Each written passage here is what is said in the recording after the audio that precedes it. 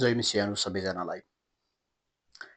प्रस्थान 20 अध्यायमा हामीले हेर्ने हो भने जब परमेश्वरले आफ्नो महिमाको बारेमा कुरा गर्नुहुन्छ, उहाँले आफूलाई दाही भएको कुरा बताउनुहुन्छ। परमेश्वर आफ्नो महिमा लिनको लागि डाहा गर्नुहुने परमेश्वर हुनुहुन्छ। यशाया 42 अध्यायको 8 पदलाई हामीले विचार गर्ने हो भने आफ्नो महिमा परमेश्वरले कसैसँग पनि साट्नुहुन्न भन्ने कुरा त्यहाँ बताइएको छ। परमेश्वरको महिमा परमेश्वरलाई चाहिन्छ।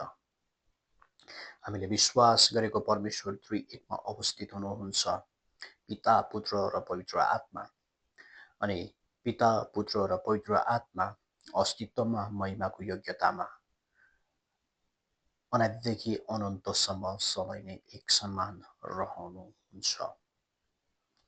पिताको महिमा पितालाई हामीले दिनुपर्ने हुन्छ र पुत्र प्रभु येशू ख्रीष्टको महिमा हामीले पुत्र प्रभु येशू ख्रीष्टलाई दिनुपर्ने हुन्छ र पवित्र आत्मा परमेश्वरको महिमा हामीले पवित्र आत्मा परमेश्वरलाई दिनुपर्ने हुँदछ।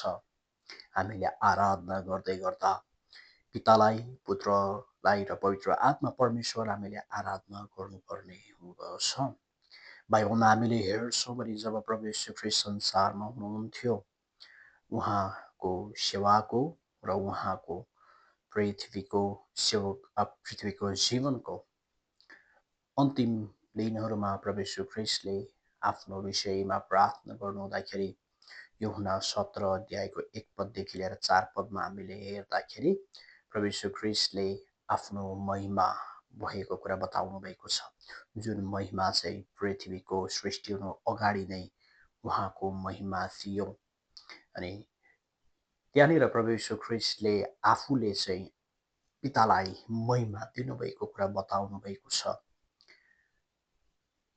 यूहन्ना 17 अध्यायको 24 पदमा हामीले हेर्ने हो भने संसारको सृष्टि हुनुभन्दा अगाडि प्रभु येशू ख्रीष्ट महिमामा हुनुहुन्थ्यो र त्यो महिमा फेरि मलाई दिनुहोस् भनेर पितालाई प्रभु येशू ख्रीष्टले अनुरोध गरिराख्नु भएको छ।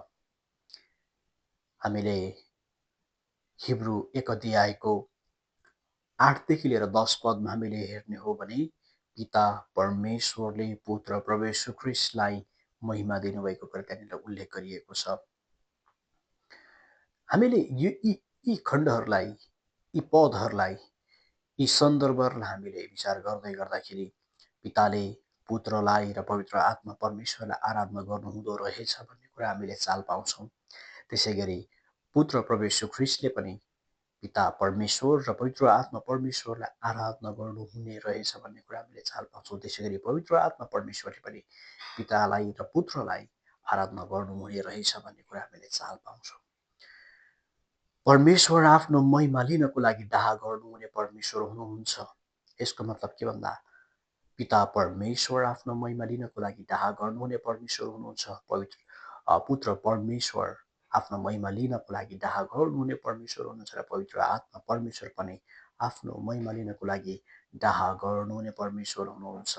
त्यसै कारणले गर्दाखेरि हामीले पितालाई, पुत्रलाई र पवित्र आत्मा परमेश्वरलाई त्यो महिमाको पूर्ण योग्यतामा हामीले पुगेर निपुणता साथ हामीले आराधना गर्नुपर्ने हुँदछ।